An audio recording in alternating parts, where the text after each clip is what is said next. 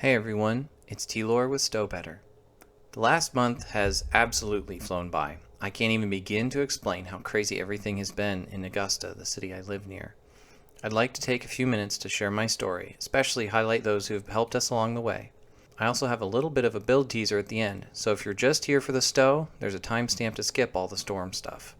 This is going to be a bit more off the cuff than the usual video. We'll get back to our regular schedule soon.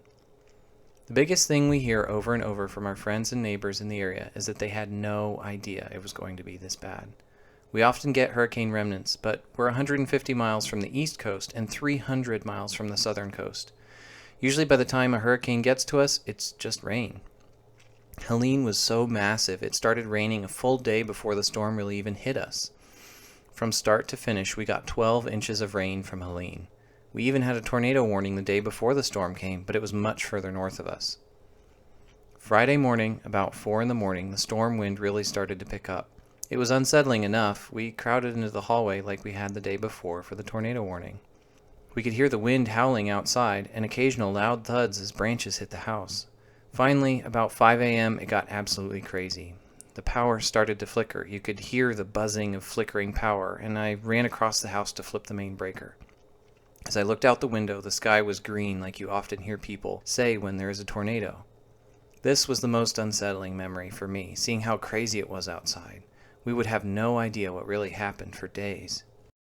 We huddled in the hallway for another hour or so with our flashlights and limited cell service, checking on my family and trying to figure out what was going on.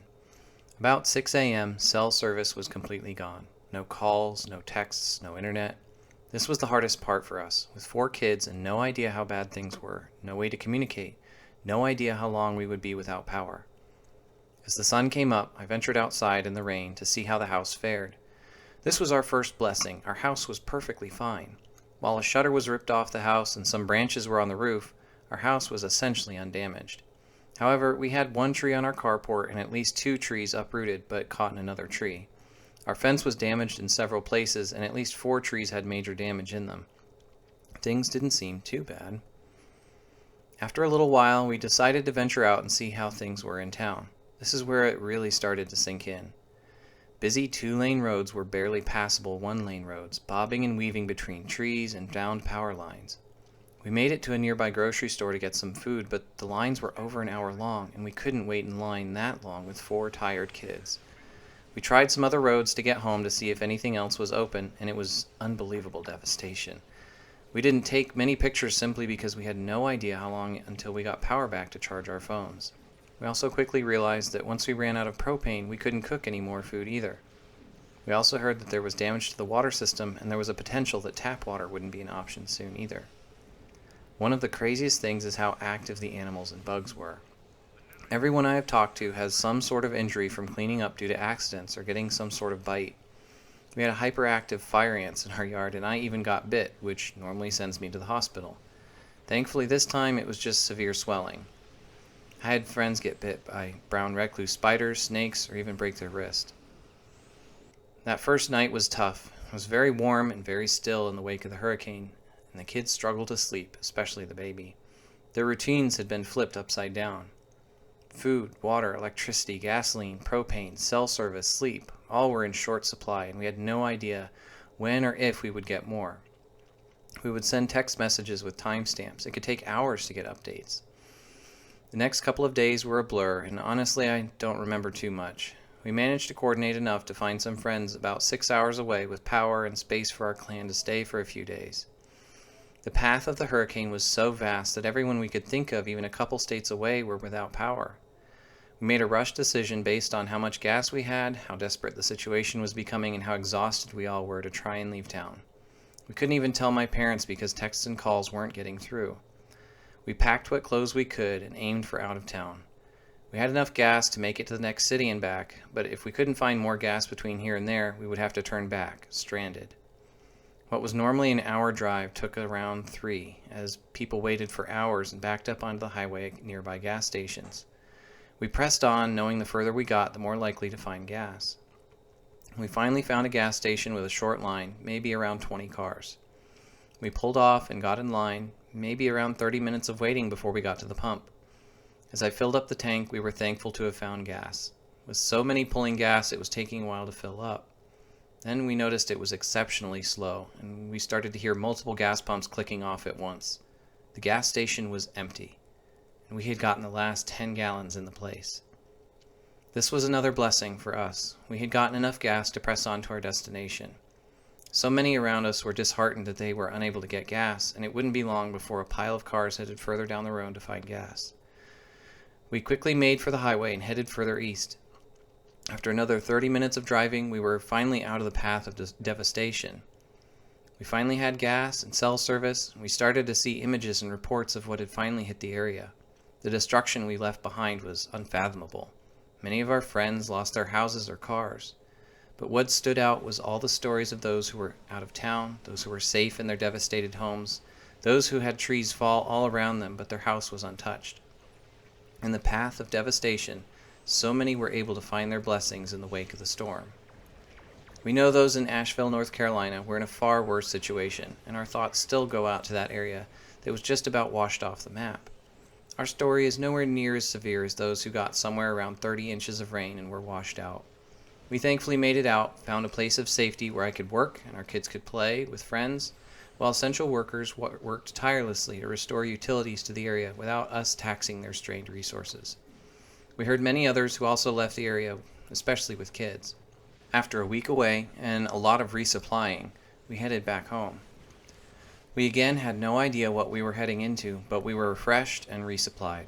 We purchased a generator, bulk shelf-stable food, washed our laundry, and got several nights of good sleep. We came home to power, though much of the area still had major damage and trees down. We spent the next week hunting for internet and getting quotes for yard cleanup. It was a full-time job. We even had to use the generator some as the fragile power grid was occasionally brought down again. All of the quotes that came back for tree removal were massive, and that wasn't even accounting for the fence and carport repairs we would need. This is where our next blessing was. Many volunteer groups came through from our church and other places who would help with one task or another. Our church life group leader had experience removing trees and volunteered to help us remove the trees with some rental equipment. With 10 times the work and 1/10 the cost, it was something we could manage. Coworkers were able to bring by tractors for a couple hours to help bring heavy logs and massive piles of brush to the roadway. The county is working to remove all the debris from road frontage, but it's a monumental task. You can see the huge piles we have just from our yard, at least a couple truckloads, and we just have one property. Now that it's all down, all in piles and mostly cleaned up, our house looks completely different. We took down 4 trees in addition to the one that fell down on its own. The fence is cobbled back together while we work to replace it fully. One of the logs we cut was a tree over 60 years old. There are so many stories I could tell of all the ways we were blessed and protected as we went through all this. And we are so thankful for our church and friends as they helped others in their community. We were totally unprepared, but next time something like this happens, we hope to be one of the ones out there helping instead of needing help. I want to say a special thank you to the STOBETTER community. While we were trying to piece back together our life, to see an outpouring of support from this community brought tears to our eyes. We had to buy a ton of extra food in October, and the amount you gave helped cover the difference over our normal grocery budget. Thank you all, especially EPH 289, for putting together this whole thing. He did that all on his own. Permit me one last story. This is so minor in the grand scheme, but I was working through if and how I would get the Typhoon. I was so excited for it. And once I was able to log in again, nearly 3 weeks after the hurricane, I didn't have enough Zen to buy it outright, but I did spend a little just to buy it out. That's what my fun money budget's for. I wasn't wild about my decision until I opened up my Typhoon on my main. The randomly generated name was USS Augusta. I instantly knew what I was calling my Typhoon, and no longer had any regrets. As was said so many times in my community after the storm, Augusta strong. And now, as part of my thank you to you, the STOBETTER community, I present to you the USS Augusta, a beam overload Typhoon. This build is currently a premium build and has done over 750K in a teamed ISE run. I'm going to quickly walk you through the build as it is now. We'll post it on our website with the next release, and if it's been posted by the time you watch this, I'll add the link down below. This is a very off-the-cuff and pretty general overview. I'll walk you through how I put this build together. If we start with the seating, Commander Temporal and Lieutenant Commander command has a few different paths that it leads to. Temporal is great for exotics, but with the lack of secondary deflector on this build, I didn't really want to go down the path for exotics. Commander Temporal has Recursive Shearing 3, which lends itself to really strong single target damage. It reapplies the damage that has been applied to the ship already and applies it again. While I could use this as a monster of a torpor due to Concentrate Firepower 3, I wanted to go the energy route. Of the two, I already had the duration extender for beam overload, so I chose to make a beam overload build. Recursive Shearing 3, Concentrate Firepower 3, and as high a rank of beam overload as I could slot locked in 3 of the slots. Emergency power to engines fills up an ensign seat, and as big of an emergency power to weapons as I could slot filled up a lieutenant commander seat. Hazard emitters is a solid cleanse, heal, and resist buff. Aux to Sif is a very quick and solid heal, as well as a resist buff. You could use Aux to Bat with 3 technicians if you wanted, but that prevents you from taking CSV1 for preferential targeting, as the Lieutenant Universal would have to be taken as engineering. As such, I went with Photonic Officer 1, plus the Boimler trait as my primary cooldown method. Gravity Well 1 is my Lieutenant Commander Science power of choice for the pull to help keep smaller targets near the larger targets I will be aiming at. Cannon Scatter Volley 1 is a trigger for preferential targeting, as well as a buff for my lone cannon in the rear, which I'll get to in a minute. Chemosight and Torp Spread are some damage powers that fill out the stations at ensign level. Tractor Beam doesn't do much for me and may get switched out in the future. With stations out of the way, I move to duty officers, as those are usually pretty simple. I have 3 energy weapons officers that offer shield penetration on the use of beam overload. While blue are fine, you could go up to a purple and a green one to try and stack all of them together, as they don't stack across ranks like this, so we're only going to get 1 buff, we just have a higher chance of it. For what I'm doing, this is fine. I also slot the Con Officer, as this is pretty much ubiquitous on every build. It allows me to have evasive maneuvers up very often. And a newer duty officer is Vincent Kish, which has a chance of upranking both my Cannon Scatter Volley and my Beam Overload to the next rank up. So while it's not a huge chance, 25%, it can add quite a bit of damage to the build for what it is. And then finally, I pick a Projectile Weapons Officer that has a stacking crit chance buff. This is pretty extra. This is definitely the 6th one to slot, so if you only have 5, you can drop this one off for sure. But since my energy weapons officers are this shield penetration version, I had to go with a projectile weapons officer to sync up with my torpedo. So there, that's my 6 duty officers. Now we get to the core of the build. So if I go over to the status here, the stations pretty much dictate our build path, and this gear is what does most of the heavy lifting. I went with classic phasers this time, and I have most of that gear already, so that's why I did that. If you wanted to, you could go with any flavor you want to. With beam overload, most of my weapons are beams, though not quite all of them. If you watched my procs video, you'll recognize most of the ones that I use here. The wide-angle dual beam bank is the best in slot here because of its damage potential and buffs to the rest of the build with its passive and part of the 2-piece set. The Terran Phaser is the next one that I slot simply because it does as much or more damage than a regular dual beam bank. I have 1 radiolytic and 1 agony dual beam bank, but you could use any flavor of phaser dual beam banks here you want, even the pulse phasers that came with the event reward.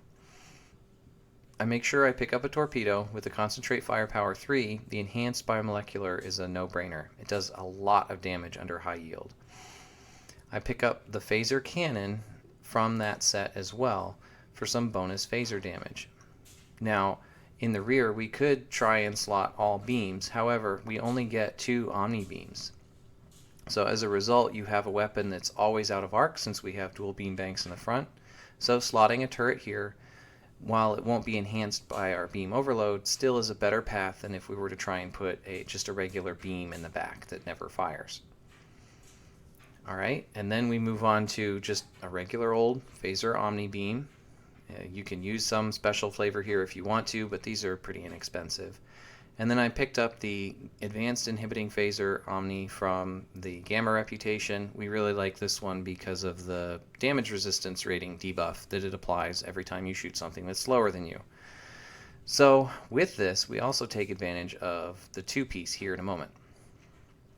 Now when we get on to devices, I mean, this is pretty standard fare. If you have a Kobayashi Maru, you can use it, but don't go out and buy this. I got it with the event. Deuterium Surplus is evasive maneuvers in a can, so if my evasive maneuvers is not off cooldown and I need it, I can just hit this Deuterium Surplus and get quite a speed boost. Then we go on to advanced batteries, energy amplifiers.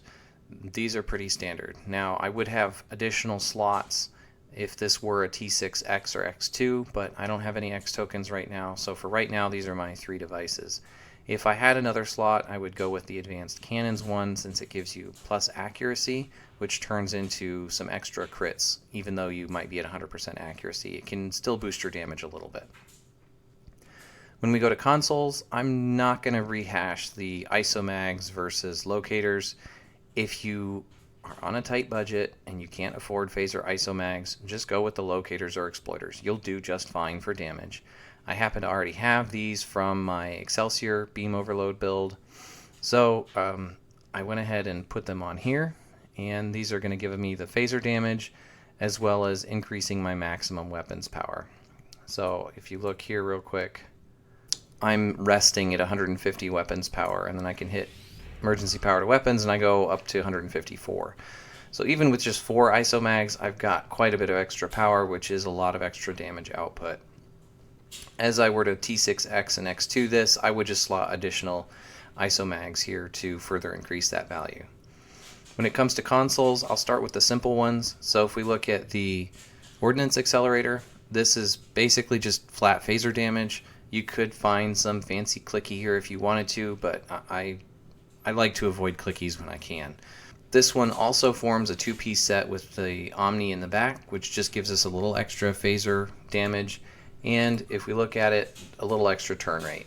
The Polaron and the Chronoton doesn't really help us, but we'll take what we can get. The next one I want to look at is the Lorca console. This one is really good for shield penetration, weapon power setting, critical chance. Those are all great things to have, but it also has a 2-piece set that every time we crit, which is going to be pretty often, we get plus 1% critical severity, and that stacks up to 25% critical severity as a passive. So this is a great one to slot, especially since we're not using our tactical slots for locators or exploiters. These end up being basically free spaces that we can put what we want to in there. Then after that, it's all going to depend on your budget. As you can see from these 5 consoles, this is a pretty expensive build. A lot of this stuff I've had for quite some time, but you take it as you will. I would say the cheapest one on here is actually going to be the Agony Redistributor, since that comes from a C-Store ship. Since this is a single target build, putting this on a really big target and then having a gravity well pull in a bunch of little targets will really apply a whole bunch of damage to everything around it. I got over 100k out of this console from my recent parses, and that's just clicking it once in one map. So it really depends on what's around you. You don't put this on little tiny targets because they'll die too quickly, but this can be a pretty strong console for single target builds. Next, if we look at Domino, this one's a little easier to get than it used to be with the Event Phoenix token that you can get. However, if you don't have it, don't chase it. The phaser damage here is nice. If you weren't in phaser, this would be a little bit less useful, but it does give you bonus all damage, some cooldown reduction. Your torpedoes will come back up a little bit faster. So it's a nice boost to your damage when you do click it, and the passives help us a lot here. I would probably replace this if I wasn't in phaser. The Dynamic Power Redistributor module is a little bit overused. Honestly, if I was not in one of the big 3 energy weapons, I would be using Adaptive Emergency Systems here. You could even use that instead of the Domino if you had it. That comes off of a C-Store ship, so it's a lot easier to acquire. It actually comes off of several C-Store ships. So the reason why I'm using the DPRM here is that we actually look at the 2-piece set. I get plus 33% phaser damage. So that does help boost my damage output with the 2-piece. And that's mostly what the Point Defense Bombardment Warhead is here for. Now, we are using the trait off of the NX, so we get some extra advantage here in that this already is factored into the build cost, since preferential targeting comes off the same ship in the Lobby store.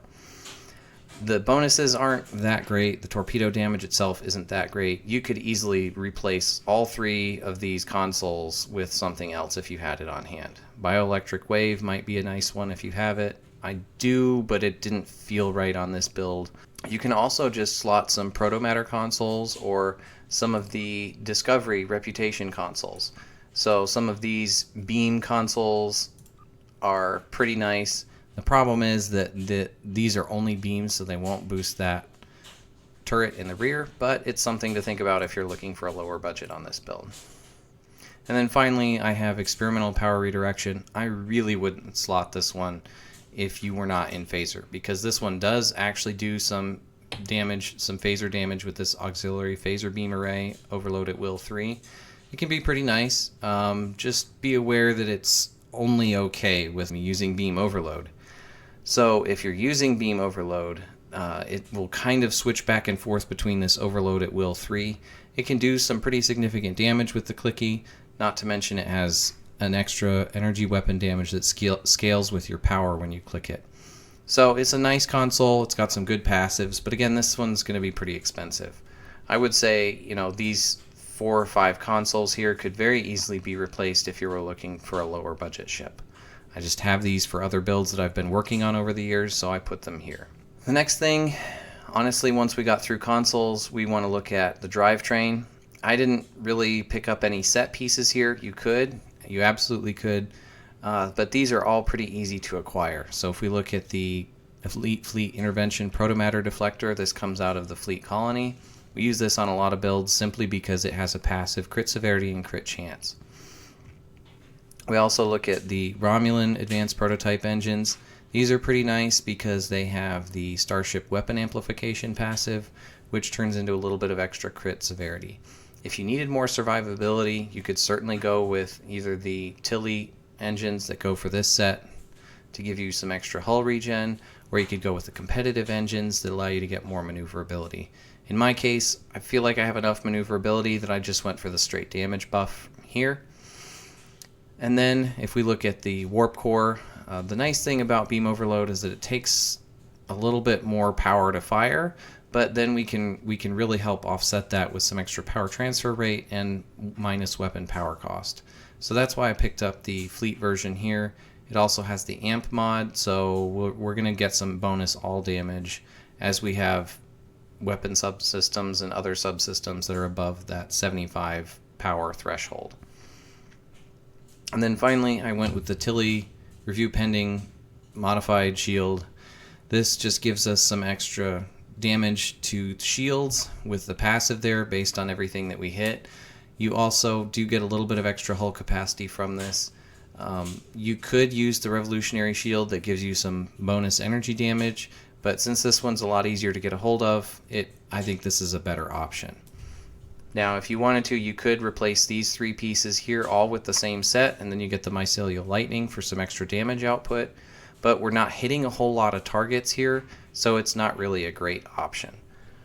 Alright, so we've covered just about all the gear on here, but now the main thing that really quickly adds a lot of cost to the build is traits. When it comes to personal traits, these are pretty standard plus damage traits. Use what you have. Some might have other damage traits. There's nothing specific or special to this build.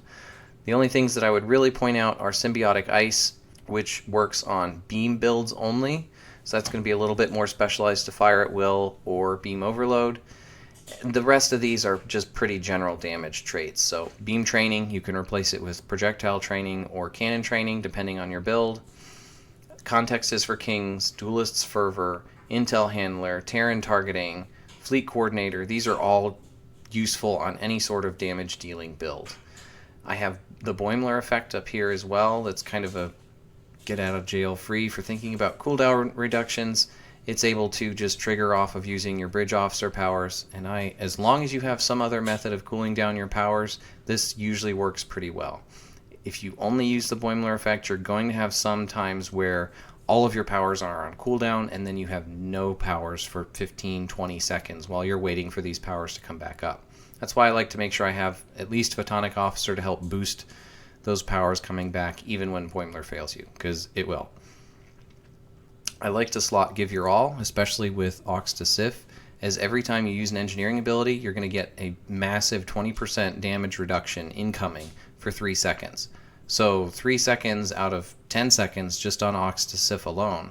Not to mention you're also running emergency power to engines and emergency power to weapons, and I also happen to be an engineering captain, so that means every time I hit these engineering captain powers, I'm also going to get more of that damage dodge coming in. So this is a great survivability power. And then finally, Grace Under Fire is specific to engineering captains. I like to have this so that you can get your emergency heal back very quickly.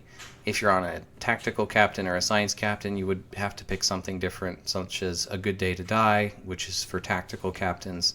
And then science captains just get an extra free slot to put more damage dealing traits here. Now, when it comes to the starship traits down here, these two bottom traits are just bugged out. I don't actually have these unlocked, but I went with Calm Before the Storm and Emergency Weapon Cycle. These are both weapon haste, which is really helpful. There is the Atlantis trait that allows you to trigger additional weapon haste based off of temporal powers, which we can slot on this build. I don't have that ship, so I'm not going to worry about it too much. Supercharged Weapons boosts our damage output for firing a torpedo, and it's a great one to have, and it comes off of, again, several different builds that are several different C-Store ships, so this is pretty easy to acquire. The biggest thing for this is that you have to have a torpedo. With us having concentrate firepower, this makes great sense for us to slot on this build. Super Weapon Ingenuity is the Beam Overload Duration Extender. If you're using Beam Overload, this is probably the biggest boost to your damage output potential on a Beam Overload build, is slotting Super Weapon Ingenuity. And then to go along with that, I have Preferential Targeting, which I hit Cannon Scatter Volley first, and then I hit Beam Overload, and now I have gotten 100% damage to my Beam Overload and Cannon Rapid Fire, which I'm not using Cannon Rapid Fire, but this extra damage boost really helps boost your damage on firing your Beam Overload weapons itself. When it comes to reputation traits, all of these can be unlocked on any character on any account, so there's nothing too unusual here. I do go with Advanced Targeting and Precision for the Crit D and Crit H. This has a pretty significant amount of hull, so you can see I actually get pretty close to the same amount of crit chance out of Tyler's Duality and Precision. If you have less than about 100,000 hit points, you probably want to start looking at Aux Power Configuration Offense, but since this is a pretty big battle cruiser, I do get quite a few hit points, and I'm able to turn that into crit chance through Tyler's Duality. Magnified Firepower is just bonus weapon damage. Since this is a weapon build, this is pretty useful. And then finally, Energy Refrequencer is great on energy damage builds because you're able to get a little bit of extra damage back as a healing. Now, this does look pretty weak, being capped at 400 base healing per trigger. However, since we're doing so much damage, we're easily hitting 5 times per second. It's able to just really apply a lot of passive healing to the build. When it comes to active traits, there's not a lot of options to choose from. I tend to keep Force Challenge and Tethered Non-Baryonic Asteroid to more support builds like a tank or a support that are able to maneuver enemies around if they're flying off into who knows where. You can get them pulled back into the group so that you can get them taken care of. Refracting Tectreon Cascade is pretty weak, just does damage. So that leaves us pretty easily with the Anti-Time Entanglement and Quantum Singularity. You hit the Quantum Singularity and then this Entanglement Singularity, you do a little bit of extra damage that way. If you happen to find that you're flying in content where you're either doing pugs or flying on your own, the Sensor Interference platform can reduce the incoming damage in a pinch. Again, it's a 5-minute cooldown, so it's not a huge use, but on occasion you do use this on a damage dealing build.